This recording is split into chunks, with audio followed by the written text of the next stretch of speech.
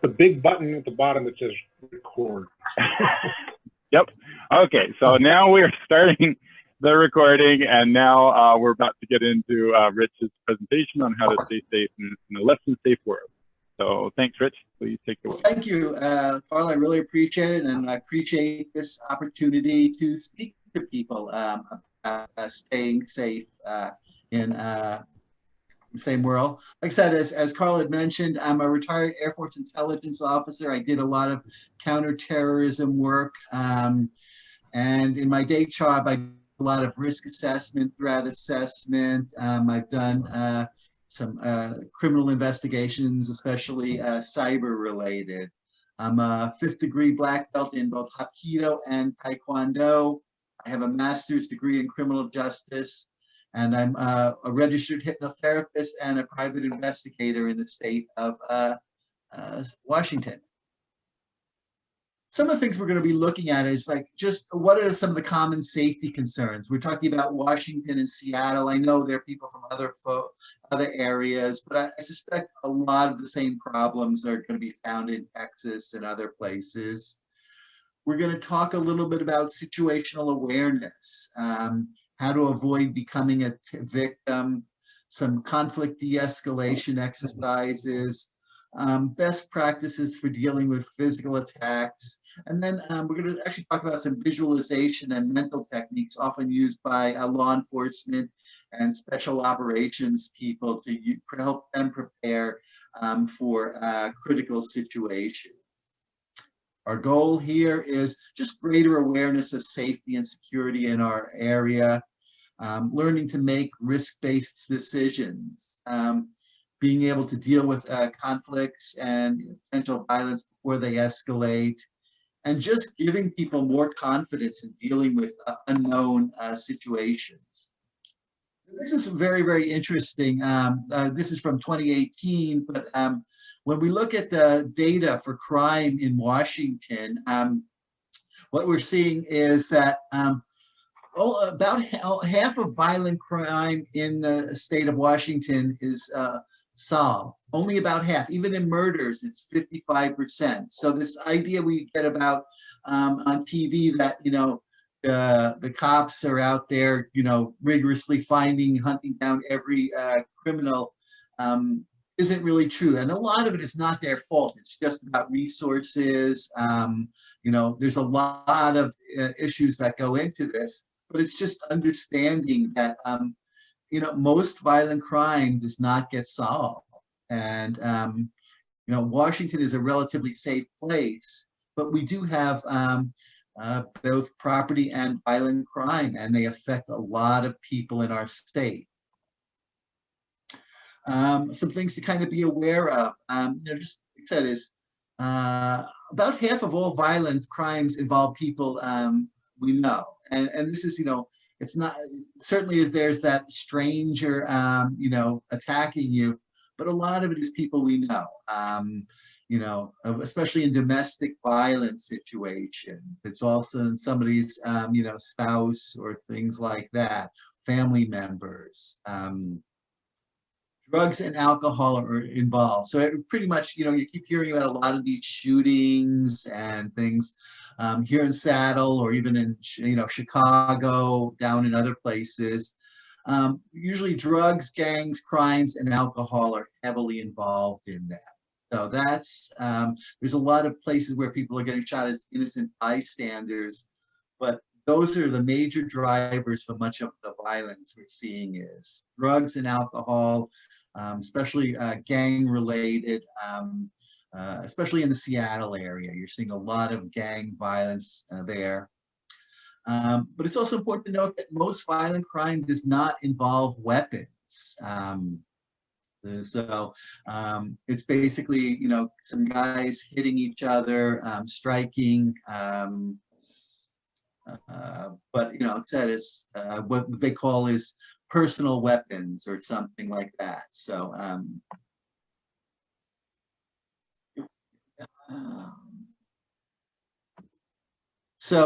but when we do talk about weapons in there, guns and knives are the most likely weapons to be used. Now, this is something interesting is you don't see in the press a lot of times. Knives are actually used more often than handguns in violent crime. It's not something you talked about. It's, for various reasons, the press does not necessarily report on it, but it's, you see this a lot. Getting a hold of a gun can be complicated. Getting a hold of a knife is pretty easy. So just be aware that, like I said, is just because somebody's not carrying a gun doesn't mean that they don't have a knife. Blunt objects, you also is a major thing. Somebody, picks up a 2x4 or a club. They're commonly used. Again, handguns are the most common firearm used. Rifles and military weapons, so-called quote unquote military assault rifles, are hardly ever used. It's just, to legally own something like an AK-47 semi-automatic, full automatic is very, very difficult. So this is where a disconnect, where what you're reading about a lot of times in the press isn't necessarily reflected in the actual crime statistics. Anytime you come across, you have questions, feel free. This is a very informal discussion. Terrorism. This is another big issue that we see a lot of discussion here. And this is a term that's often thrown around, that, randomly, you just call everything terrorism. The government, the federal government, has a very clear definition and a set of categories for it. Big groups like the racially motivated, things like KKK, neo-Nazis, they're probably one of the biggest proponents of violent acts out there. But there are a lot of other ones. Animal rights and environmental extremists are actually fairly active here in the Washington area. Especially, like I said, you've seen a lot of animal rights attacks against places like University of Washington and research labs. They don't make a lot of the press because they don't necessarily hurt a lot of people, but they cause us a lot of building damage. They destroy a lot of labs. You also have abortion rights activists. They've been kind of, like I said, low-key in the last few years. They're not necessarily very active here in, the Pacific Northwest. They may be in other places. Anti-government. Hey, Rich. Yes. Sorry to interrupt you. I'm going to switch monitors. I've got this on a really large screen, and I'm getting people let me know that it doesn't look very good because it's shrank on their screen. Okay. So just a moment. I'm going to pause this. I'm going to move it monitors, and then I'm going to reshare. So just give me a second. Yeah. Well, some real quick cocktail now. It looks like knives are pretty much outnumber all firearms, or if not, we're very close to it. Yeah, and like I said, it makes a lot of sense, just because it's very, very easy. But again, it's not a narrative that's getting published a lot. You go over to Europe, especially like I said in the UK, knife attacks are very, very common. And they're getting to the point where they're trying to outlaw pointy knives. That's their solution to dealing with knife attacks. So. Rich, so can you, I'm wondering if there's a way that you can enlarge the screen on your end. I realize you've got it by the slide, but you've got some space. Yeah, it says 72%. Maybe you can make it 100%. Sure, let me go see if I can. Recording here. Ah, I got it. Okay. Yeah, it's not meant to be, it said it's read everything. It's kind of just give an overview. But the most dangerous, like I said, is actually the biggest threat is what they call anti-government violent extremists. I mean, and there's two major groups there. One is the militia groups. These are the guys that, you know, like I said, is very, very into weapons, but they basically want to overthrow the government. The other group are the anarchists and Antifa folks. So this is a very interesting and ironic part of it, is that the Antifa and the militias are lumped together by the U.S. government. So they consider them, you know, more or less the same, you know, different ideologies, but they lump them together. So, and both groups hate that, but that's, you know, that's the way they see the world, the government. So next is, like I said, is kind of understanding the tactics. So basically, as terrorists use, active shooters are going to be the most, you know, the most likely you're going to see. Not surprising. You also see vehicle attacks, stabbing and cutting, and bombs, bombing and cyber attacks. These are most likely scenario situations you're going to see. Least likely, you know, chemical, biological, skyjacking, things along those lines. They do happen, but they're much less common. Targets. Basically, government and military and law enforcement sites are actually very high risk because these are often targets for extremists. So just, you know, if you're going into like a government building, just be extra aware. You know, basically common facilities, like I said, is places of public assembly. Malls are a common place. Entertainment, sports. Just be aware, and we're going to talk much more about situational awareness. They say situational awareness. You know, the technical term for situational awareness, a tool to design a to allow rapid, decisive action in life and death situations. It's basically paying attention to your surroundings. And this is the best way to think of it. This is your best survival tool. Just what's happening around you. Being aware. I did a study in grad school, you know, up in Capitol Hill, where I tested people's awareness. Literally 50% of the people were just unaware of any threats. I mean, and a lot of it was, you know, they were kind of a little bit drunk, stoned, looking at their cell phones, just chattering, having headphones in. But think about that. You know, Capitol Hill is not necessarily the safest place you want to be, and 50% of the people were just completely, you know, unaware of threats there. Another key thing is when your gut feeling tells you, you know, hey, this is not a place I want to be, give it serious consideration. You know, this is, like I said, unfortunately, we're taught in society that, you know, well, you shouldn't listen to your gut because it might be biased or something. Listen to it.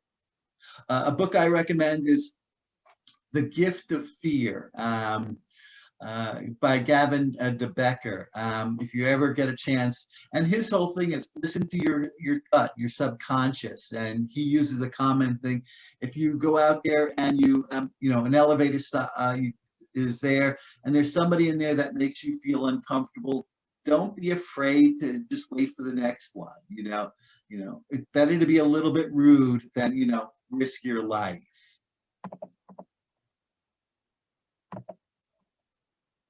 Kind of one of the things we're doing is, like I said, is what we call term behavior profiling, learning to read people. And profiling's gotten a bad rap out there, but behavior profiling is what you're doing is you're looking at how a person is acting. What's their behavior in a specific situation? And this is tough because what we're doing is it requires making decisions based on limited information. Excuse me. You may not necessarily know what this person's intention is, but if you're feeling that their intention may be malicious, it's better to sit there and say, I'm going to, you know, walk away than to try and decide that, you know, give them the benefit of the doubt. And, you know, just like I said, if you feel something is not right, Do not be afraid to just walk away and keep moving.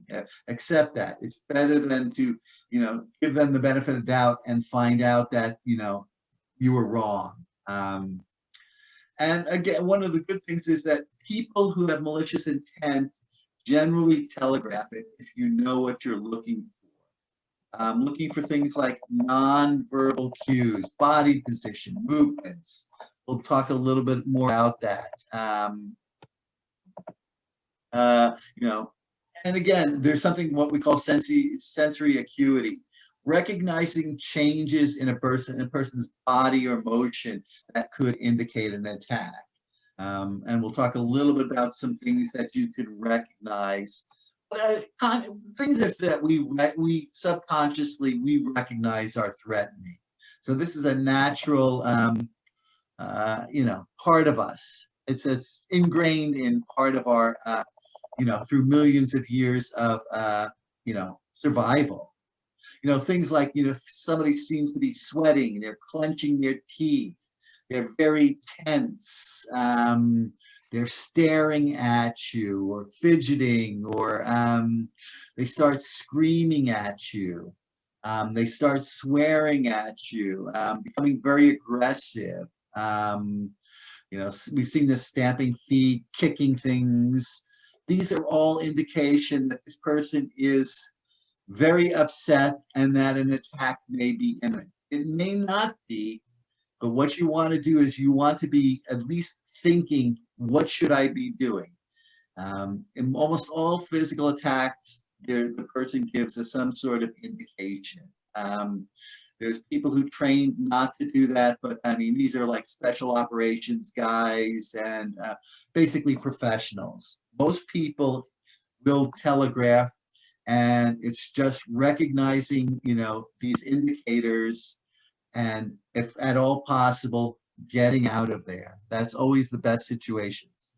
Avoid problems. Here's a couple of situation exercises I use. And the perfect example is just, learn, breathe, relax, and just learn to take in everything around you. What's happening?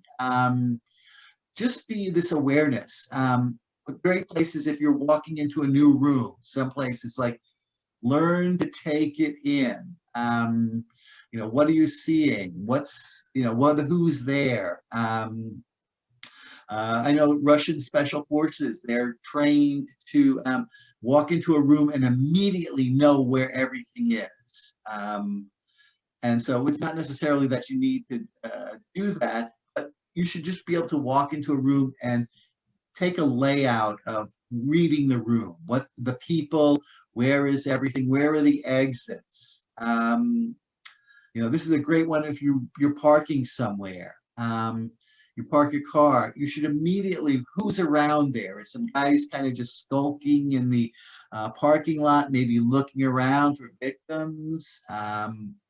Just make that as your habit. I also do it with driving. It's like, especially here in the Pacific Northwest, where trying to figure out what's going on. It's what is this driver that seems to be paralleling me for the last 2 miles? What's their intention? Were they just not paying attention? Do they perhaps malicious intent? Trying to just be aware of that. And then, like I said, as you move into different situations, feel your own response. How do you feel? Do you feel uncomfortable? Where do you feel it? Learn to read your own body. That is through evolution, we've learned to sense things more than, and we've lost a lot of this, but our ancestors, used to say, should I go into that cave over there? Could there be a bear or a saber-toothed tiger? People used to be very, very good at sensing this. We've lost it, but we can train ourselves. Learn to look for changes in your feelings, your behavior during situations. And learn to watch other people. If you're into a situation, you walk into a neighborhood or something, and you start noticing people moving away, moving out of it, that could indicate they know something. Watch how kids behave. They, if there's something changing or danger, they're the first people that will learn, will disappear. So if you start, like I said, just watch how everybody's behaving. Are the people tense? Are they very relaxed? How are they staring at you? Watch how other people are behaving whenever you walk into a situation. What do you think they're feeling? What do you think how are they acting?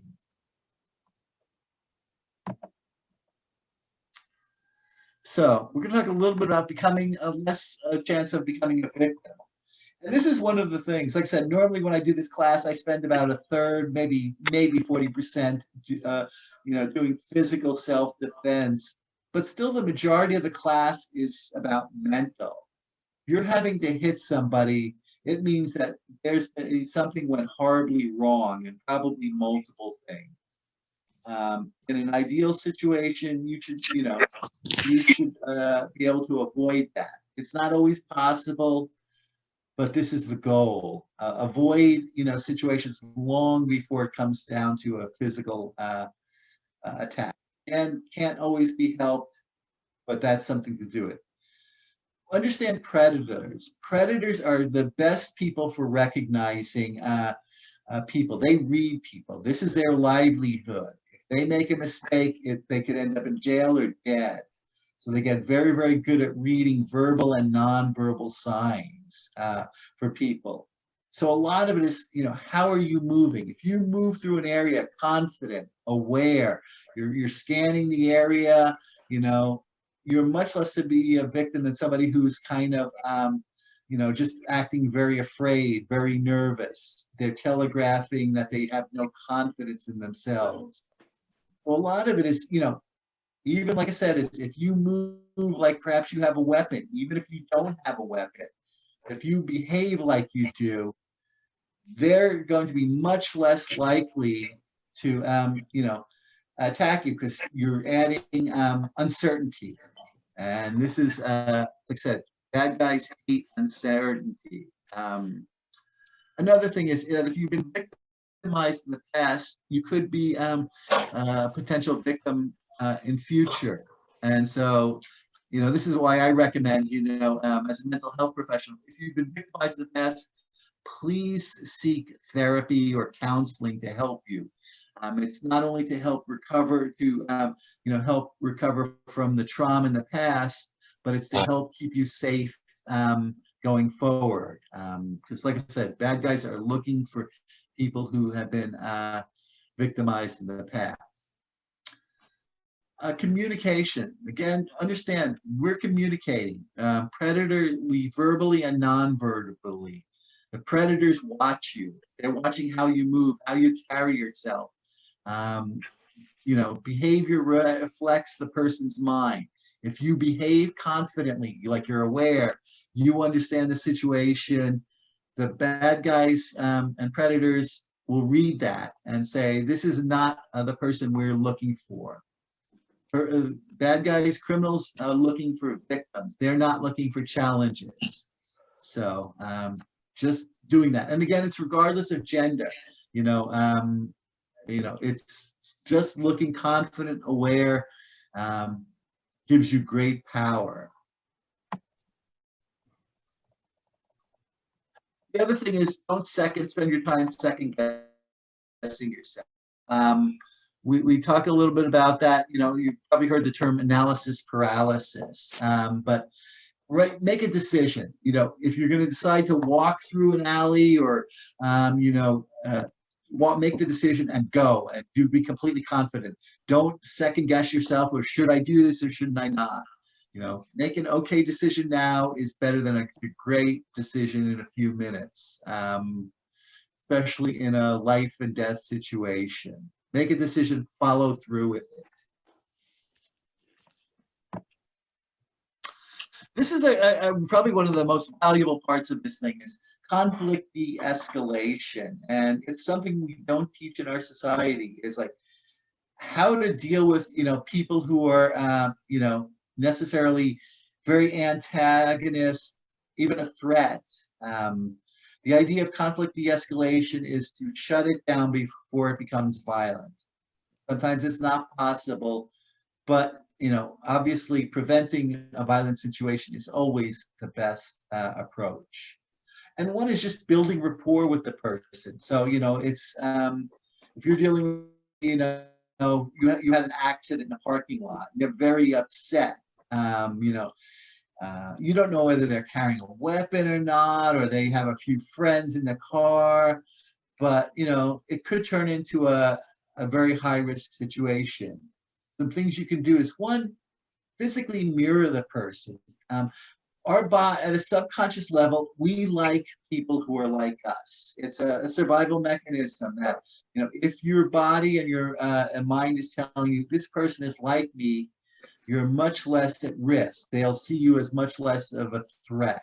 So one way is just sort of mirroring them. Like I said, is if they have their hands in their pants, in their pocket, do the same thing. If they're kind of standing one way, a little bit of slouch, do the same thing. You're not mimicking, but what you're doing is you're subconsciously communicating to them, okay, I'm like you. I am not a threat. Verbal communications, match their tone, volume. Again, if you're a New Yorker, don't try to put on a fake Southern accent. It's not going to go well. But if they're talking a little bit slowly, maybe you can talk a little bit slower than your normal. If they're using key words like, hey, I'm really angry that you hit my car. So I hear, I hear that you're very angry. By matching their words, it tells you that they're listening, that you're listening to them. So just listen to what key words they say in a conversation. Okay. Oops.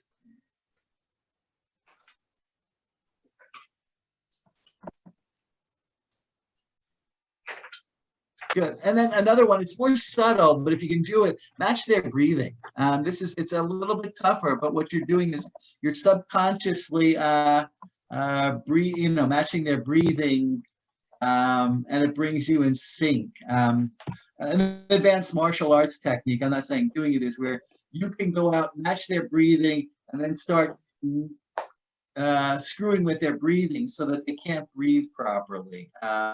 Like I said, it's an advanced technique we do in Hapkido, but you're kind of getting into their mind and just confusing them. So. Good. Other techniques is repeat back what the person said. It's like, somebody says, hey, you scratched my car. It's like, okay, so what I'm hearing you say is that you believe I scratched your car, and make it a normal conversation. By repeating that back, you're just saying, you're listening to what they say. You don't have to accept it. You don't have to agree with it. You just say, so what, what I'm hearing you say is that you believe, so you're just acknowledging what they're saying. And in a lot of situations, that's all the person's looking for, that you just acknowledge that you've heard what they said.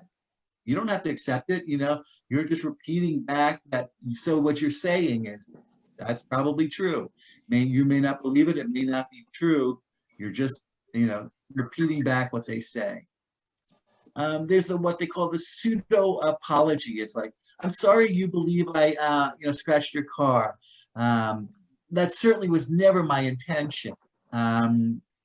That's, it sounds like an apology, but you probably are sorry that they believe that, if it's not true. That is, you can be very, very sincere with that, because I'm sorry you misunderstood the situation. Again, don't watch your tone. You don't want to be sarcastic when you say this. Just be very sincere that you're sorry they misunderstand the situation. This is another kind of interesting technique you often see, especially with politicians. Let me reframe my statement. If you ever said something that, whoa, that's not really what I meant, you can follow up and say, well, let me restate that, or let me reframe this. and you could say something completely different, you know. This is a great one, you know, just a completely different message, you know. It's like, if somebody says, you know, you're talking with somebody and says, you know, I really hate Italian food, and you know, this person loves it. Well, let me reframe this. I have found Italian food to be very, very great. You know, okay, and you know, it's a completely saying the same thing. Is it just allows you to restate something completely different. Then another one is what they call it's a pattern interrupt. Distract them. You know, it's like I don't know if you've ever used this. It's like, God, this discussion is going really, really poorly. What you can do is just say, oh, okay, hey, over there, is that you know, somebody we know, or you know, hey, is that a new sports car, or is that even a UFO or something? You distract them. And when they come back, oh, sorry, I was wrong. Well, we were just talking about, you know, how you were agreeing with me. So it's a technique that distracts them and gives you greater control of the conversation, and put it on a more positive.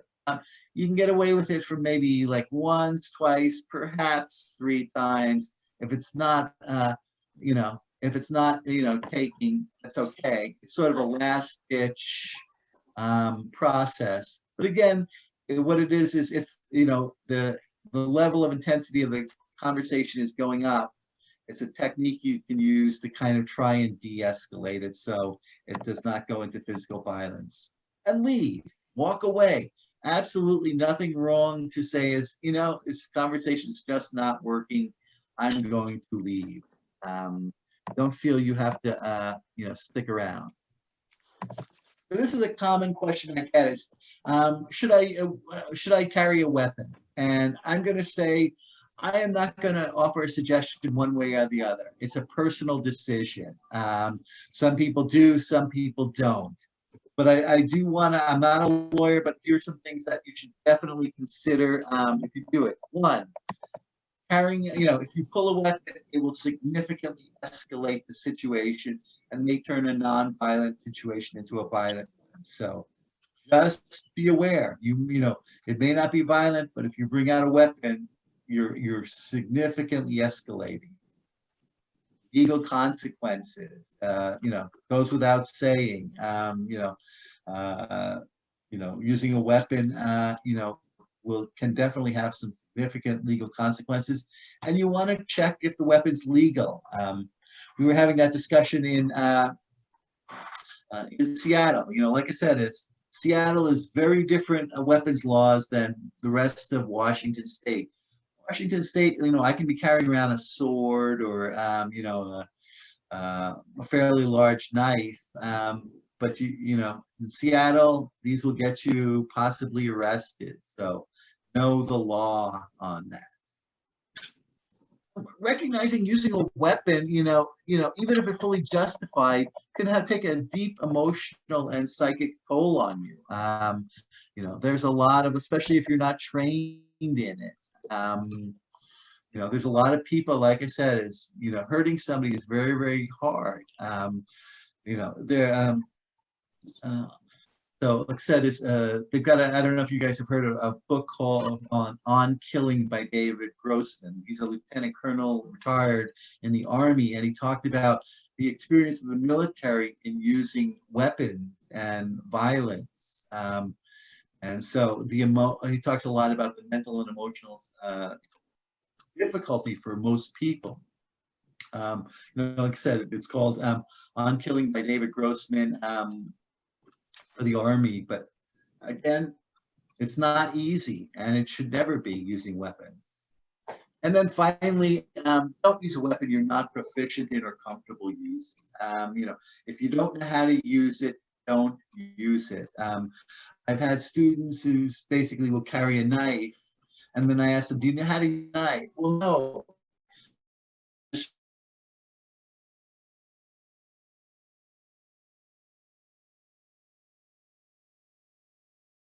Show it, and I'm like, so don't know how to use it. You know, whatever the weapon is, gun, knife, or stick, you know, if you're not using it, don't know how to use it, don't bring it out. It just means that they may take it away and cause you harm. Yeah. Dealing with physical attacks. One is recognizing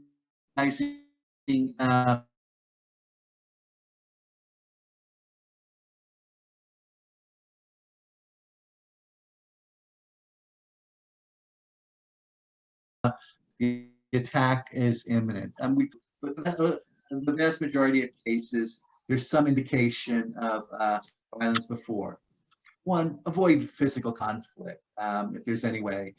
Don't be afraid to walk away, run away. Don't let your ego, get you killed. Better to, like I said, just walk away from violence or a threat. Again, we're talking about no possession is worth getting hurt for. If somebody pulls a weapon and wants your wallet, give it to them. They want your car keys, give it to them. The safest thing is take your wallet, throw it about 10 feet away from you, and run the other direction. You can get your credit cards canceled.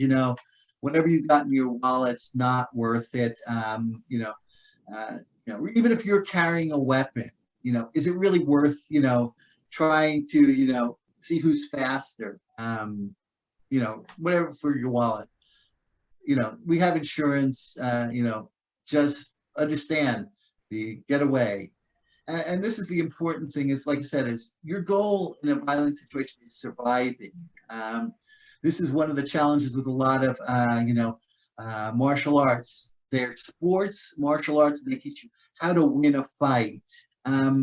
If you don't win knife fights, literally, in that situation. You may survive it, but you don't win it. And so that's the important thing is, focus on surviving versus trying to win.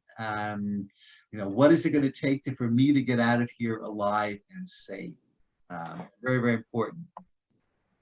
And then one thing is never get into a car with someone you don't trust. This is, you see this in the TV all the time is, somebody points a gun at, the person in the movie, like, get in, and they get in. Never do it. Statistically, no matter, you're much better trying to run away than getting into a car with a stranger, somebody you don't trust or who's to be dangerous. It's the only time where you should always resist with a weapon.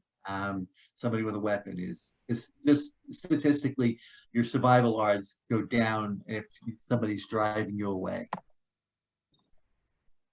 I'm going to talk a little bit about psychogeography, and this is just understanding space. And this is a personal now. And again, this is from a US-based. Other cultures have very different concepts of personal spacing. If you've been into Japan, they have a much more compressed personal spacing.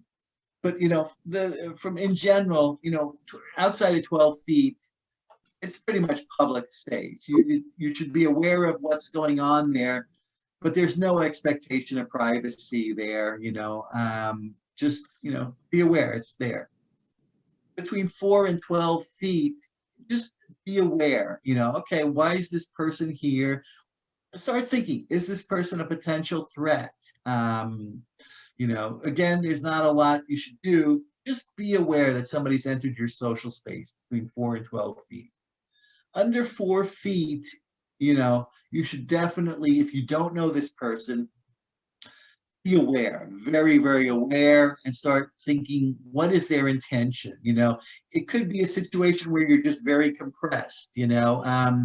I go hiking, you're on trail, hiking trails, you're going to enter people's personal space. It's almost impossible not to on a tight trail, but you're aware of that. On the other hand, if you're in a big room and somebody's, just keeps coming within, your personal space, you should definitely be aware and wonder what their intention is. And then intimate space, 1.5 feet. If somebody's, a stranger at 1.5 feet and they don't have a good reason, you should be concerned. Like I said, is give yourself more space. Spacing, we use the term psychogeography. It's kind of a fancy term. Just be aware of your relationship with other people or that situation. Again, I'm from New York, where, you sticking people, 3 inches in a subway is not unheard of. There's no getting around that. That would be a very different situation than in a social setting.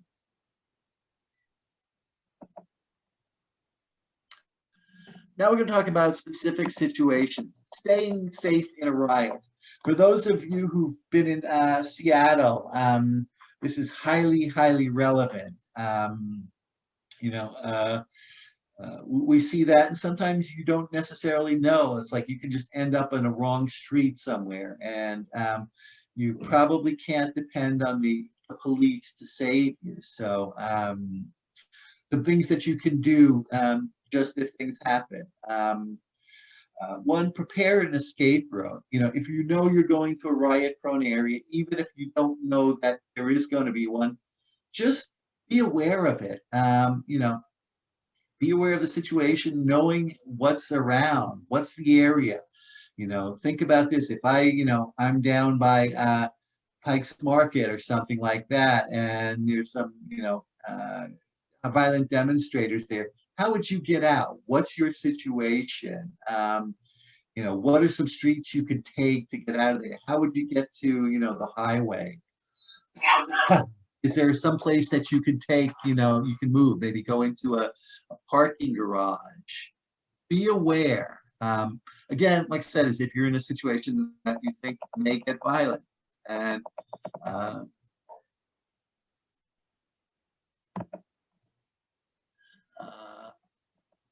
other things, like I said, is just stay informed. I mean, this is, here in Seattle, like I said, riots are not uncommon. Listen to the radio or news, and they'll often give you indicators. Hey, we're expecting problems around here. May 1st in Seattle, downtown's always going to be a problem. Just don't go down there because there's going to be some potential violence down there. Wear clothes that basically don't make you stick out. I mean, you don't want to wear shorts or a t-shirt out there, because like I said, it's possible the cops may use tear gas. But you also don't want to wear anything that makes you look like the law enforcement or that makes you look like the rioters. That's the tease. You want something that's, helps you blend in, but does not scream, I'm a rioter, arrest me, or I'm a cop and, may antagonize the people. So it's a tough trade-off. Just like I said, is, wearing a hoodie, a dark hoodie, makes you look more like the rioters, which may help you in some ways, but it may also make you a target for the cops. Again, your job in a situation is not to pick sides. Regardless of who you may support or what you support, your job is to get out of that riot area as quickly as possible. Again, avoid looking like the rioters as much as possible. Again, if you're in an area, we've run into this situation. I used to work downtown Seattle, and whenever, like I said, May Day came out here, is what you want to know the routes to get away. What's the best way to get home that avoids the high risk situation. It may not be the cleanest or the quickest way home, but you want to know some back roads. Carry a small amount of cash. You don't want to carry too much, but if, again, you need to go out and, hey, just go into a shop, a Starbucks or something to sit it out, or something like that. Or if you need to even pay off some looters, they're taking a special interest, say, hey, I've got $20 and throw it at them and run. Remain calm. Don't get involved in a riot. That's the whole thing, is regardless of what your personal feelings are, you don't want to get involved in it. People often act crazy, and you could just easily get dragged into that. Then avoid confrontation. Again, just focus on getting out of the situation. You know, just understand, you know, if you go hang around in the middle of a riot, bad things can happen. But walk, don't run, because if you run, somebody's going to notice you and start wondering, may follow you. Just walk in a very, very clear direction, like you know where you're going, but don't attract attention. Good. Now we're going to talk a little bit about carjackings. Again, fortunately, carjackings are rare, but they do happen. A friend of mine got almost carjacked in South Central, and another lady I know in Seattle. So one, you know, always have your mobile phone handy and charged. Just a good rule of thumb. You know, if you're in a very high risk situation, high crime area, don't be alone. You know, and you know, don't park, you know, in isolated areas or isolated parts of parking lots. Situational awareness. Watch if you see people lurking around, looking suspicious. Move, go away, drive away. If you know, even if it means, you know, having to give up whatever plans you are, you know, if you're in a parking lot and you just see a lot of people kind of hanging around, you know, scoping things out, you know, there's just a high risk there.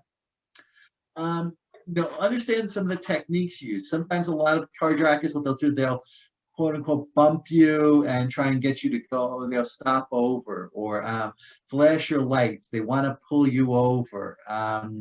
You know, if you're on a deserted road or someplace alone, you're alone, don't do it, you know. Again, you know, they talk about driving to the nearest police or fire station. You know, if you feel, like I said, if somebody's doing that to you, get away, go someplace safe, and then you can check them out. Again, parking, say, you know, well-lit areas. You know, not to say that break-ins don't happen. I mean, this is in Seattle. They don't even, you know, you can call the cops if you had like a break into your car, but they're not going to do anything. And you'll probably wait like 3 hours anyway. So it's all up to you. The things you can do is, like I said, watch where you park. Parking under a street light is safer than parking in some corner by the shadows. Don't sit in your car with the doors unlocked. Very clear, like I said, is if you're going to do it, windows up and doors locked. This is a big one. Don't stop at isolated ATMs. I had a situation where close to my home in Sammamish, where I was, like I said, wanted to get some money, and there was some guy who just seemed to be hanging around, you know, the ATM. I wasn't sure what his intention was, but you know, he just seemed to be standing around. And I said, okay. I just went off and left somewhere else. You know, it's like, you know, maybe he was waiting for somebody, but why take the risk? Why look for the problems? You know, looking back, I probably would have called the police, maybe taken a picture. But, you know, again, the worst thing I could have done was go out there and say, oh, okay, I'm going to give him the benefit of the doubt and go get some money from the ATM. So kind of summarize, park in well-lit areas, be aware of your situation. I mean, if you've got some anti-theft devices, that's good. Lock your doors when driving. You know, if you can avoid driving alone at night, that's always a good thing. You know, don't stop for strangers. You know, again, if you're alone, what you can do is, like I said, is note where they are, call the police, and say, hey, there's somebody that appears to be broken down, or somebody is like, it seems to be in trouble. Again, because like I said, it's often a setup. And more importantly, if somebody threatens you with a weapon for your car, no matter how nice your car is, give it to them. It's just not worth it. Even if you're carrying a weapon out there, your car is not worth getting into a gunfight over. It's just not. You know, get good insurance. Note as many you know, characteristics. It's just generally not worth it. Active shooter. This is a big thing, right? You know, just understand when you read about, you know, what you read in the newspaper about active shooters are, let's just call it, often not very accurate. A lot of the press tends to use this active shooter situations to press whatever their political agenda is. So be aware, like I said, is just some statistics that the Secret Service has done is a lot of the people who are active shooters have some sort of mental issues, or they're under high levels of stress. You know, again, there is some terrorism, but just be aware. Also be aware, only about 50% of shooters actually survive. So a lot of these guys are not expecting to survive. This is a suicide mission. So you should be aware they're very, very serious, and it's a very dangerous situation. Best thing, run. You know, like I said, even if you're carrying a weapon, you know, trying to get into a gunfight with somebody is could be very dangerous. Get away. You know, leave your belongings behind, whatever it is. And if you encounter a cop, make sure you've got your hands up and you're not a threat. Because remember, these guys don't know what's going on, but you don't want them thinking you're the bad guy. So just follow the directions. Don't get into arguments with them. You know, tell them what you know. They're under high stress. You know, don't become an accident. So that's, like I said, is in that situation. Get away. If you encounter police, you know, just follow orders, you know, but don't get into arguments. Hide. If you can't run, try and hide. Find some place to hide. There's nothing wrong with hiding. You know, you can create obstacles as well. If you're in a room, put something to block the door. Use tables or chairs. Make it very hard for them to get to. You know, close the blinds. You know, if you've got multiple people, protect that. Make that your sort of your bastion. Don't let them in. Conceal yourself. You know, fight. This is the last resort. Again, just be aware. You know, if you need to be very, very serious. Again, you need to go with complete and total aggression and willingness to cause extreme harm and even death. If you decide to fight, there can be no hesitation. It's an all or none thing. Just be aware, like I said, it's a life and death for somebody. If possible, work as a group. If you can find other people working together, it increases your odds. Other things, don't worry about things like distancing or whether you're wearing a mask. You know, it seems silly, but you know, sometimes people do that. Just don't worry about it. You know, it's like do whatever you got to do. Call 911. You know, as soon as you can. Tell the cops, hey, what's going on? Identify yourself. Hey, I'm the guys in the red shirt, you know, and the jeans, and you know, I'm here with my, you know, family or my friends, and we're not the danger. The dangerous guys, you know, wearing XXX clothes, a hoodie, and carrying an AK, you know, an AR-15 or something like that. So let them know. Then try and help people. You know, obviously, if somebody's injured, try and help them when it's safe. Keeping yourself safe, keeping your immediate, you know, people in your vicinity safe, but try and help if you possibly can. I'm going to talk a little bit about some techniques. These are used by athletes, law enforcement, special operations. It's called visualization. And this is actually a great technique, you know, you know, for disaster preparedness as well as, but where you go out and can mentally visualize, you know, what would you do in a situation? You think of a specific situation. I am worried about, I walk into this 7-Eleven or a liquor store and some guy's holding it up. What should I do? Within your own mind, you can make you can run through this and make decisions. Hey, if I see that, I'm going to, leave quickly, call 911, or, or a situation is if I see them hurting somebody, I might intervene under these circumstances. So just visualize yourself. How would you like to respond? And just kind of work this through an accident or an exercise. I'm downtown at work and there's a riot going on outside. What would I do? Think about this process. Oh, I would just stay in the office, call my spouse and tell them, hey, this is I'm going to be busy, maybe lock the doors.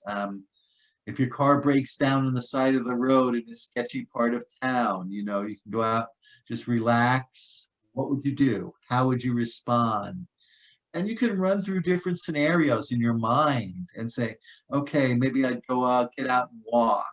Maybe not, maybe I would just stay.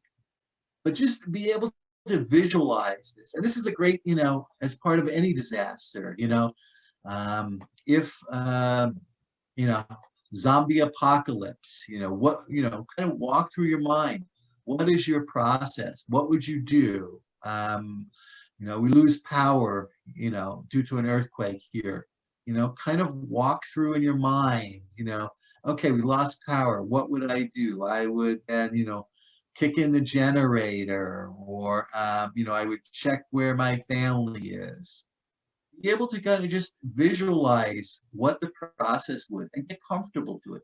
Build it to the point where, yes, this seems secondhand. This kind of may seem a little woo-woo, but studies have found by mentally rehearsing something, your body and mind, it's like you've done it. You can build experience around a situation, mentally rehearsing it. So, whether it's, a weapon situation or, carjacking, or your power, goes out, by walking through that, building it several times, your body and muscle memory will believe it already knows what to do. And if something doesn't work, you can change it and say, well, instead of doing the generator, I might go out and do something else first. Build this scenario. It's like I said, it's a great way to kind of build this memory. And like I said, it's just practicing. Pick a situation that you're concerned about. Again, riot, carjacking, you walk into a liquor store, you're walking, with your kids, and you see an active situation. How would you respond? What would you want to do? And just see yourself, it's like, okay, I see an active situation. There's a guy over there with, AR-15, and he's aiming at people. Okay, I would take my children. We would move to, the right and start getting down, or we might get down on the ground. Just pick a situation. Some things, these are just suggestions. An active shooter situation. Practice this in your mind. What would you do? How would you do this? A car break-in, a home break-in. If you're at, it's 2 a.m. in the bed, you hear somebody breaking into your house. What's your response? Do you grab a weapon? Do you call 911? Do you try and get your family out of the house? Walk through this process, and you can walk through it with your family as well. Train them in this. so that it becomes second nature. A mugging, you're at an ATM and somebody tries to mug you. What's your response? Do you give them the money? Do you decide to, run away? Build this. So these are just some of the exercises that you can do, without any, anytime you can do it. And again, it's this mental training. It's used by, like I said, elite athletes, military, law enforcement. We were taught to do some of this in intelligence as well. So, and here's just some good resources. If you're interested, you can go out like the Washington State Crime Center, King County Sheriff's Office. You can report it. Domestic violence, sexual assault. These are just some good resources.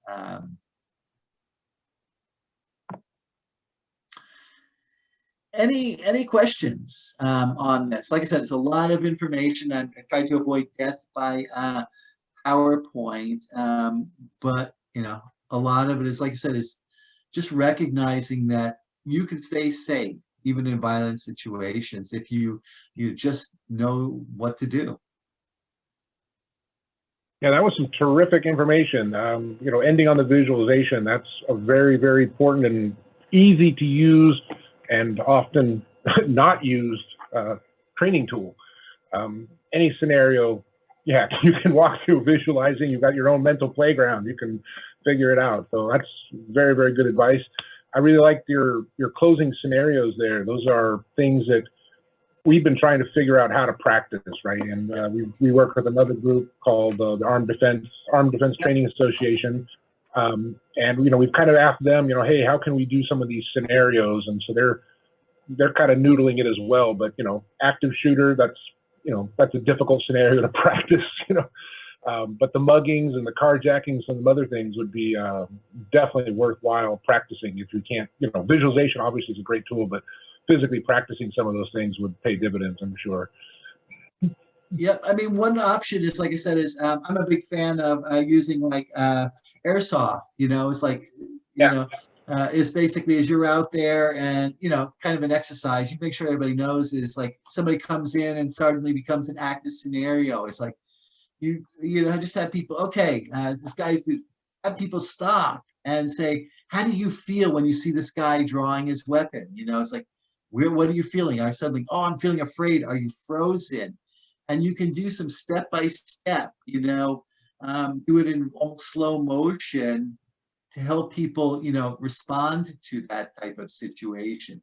I did some training with some ex-Spetsnaz, Russian Special Forces guys, and they do a lot of this type of thing where you do slow training to build that muscle memory and to control your own response to it. So it's like, oh, suddenly you're freaked out the first time, but by the fifth time, you see that guy pull the weapon. It's like, okay, I know what I'm doing. I'm, getting to the ground, crawling away, and pulling my cell phone or something. We're often our own worst enemy, right? Yeah. So a couple other things. You mentioned a couple good books in there. On Killing with David Grossman, Colonel, phenomenal book. And I think he talks about in that book, I know he's got several, how difficult it was to get soldiers to actually shoot at another human being. They found most didn't even fire their weapon, or those that did, shot over the enemy, and it was actually very, very difficult. So that's a really good book, and it really highlights the stress and the emotional impact you talked about, which I think is very important. The other one, I haven't read it yet, but it was given to me, and one of our other members got it, was The Gift of Fear. And that has come highly, highly recommended, and it's on my list. I've just got a stack about 3 feet tall, so books to read. So. Yeah, so I mean, like I said, I really enjoyed. Thank you for having me.